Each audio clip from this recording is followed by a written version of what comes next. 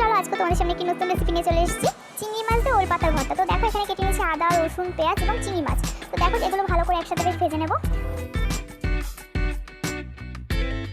দেখো এখানে কিন্তু ভাজা হয়ে গেছে প্রায়। এবার আমি সেদ্ধ করে রেখেছিলাম ওল পাতাগুলো, তো চলো এগুলো এখন দিয়ে দিয়েছি। এটাতেও ভালো করে বেশ নাড়িয়ে নিচ্ছি। তো দেখতে পাচ্ছ এখানে এবার পরিমাণ মতো নুন, হলুদ দিয়ে আরও একবার নাড়িয়ে নিচ্ছি।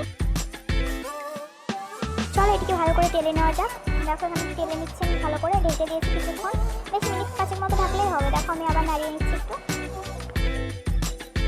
তো দেখো এখানে কিন্তু আমাদের হয়ে গেছে এটা। তো চলো এবার এটাকে বেটে নেবো। দেখো আমি এটাকে শিলে বেটে নিচ্ছি। দেখতে পাচ্ছি আমার বাটা হয়ে গেছে। এবার সামান্য পরিমাণ তেল দিয়ে এটাকে আবারও একবার ভালো করে টেলে নেবো, কারণ আগে থাকতে আমাদের যেহেতু তেল দেওয়া ছিল, এখানে এখন আর বেশি তেল দেবো না। দেখো আমাদের কিন্তু হয়ে গেছে রেসিপিটি, একদম সামান্য সময় লেগেছে, বেশি সময়েরও কাজ না। আমাদের এখানে তৈরি চিংড়ি মাছ ওল পাতার ভর্তা। তো দেখা হচ্ছে আমার নেক্সট ভিডিওতে।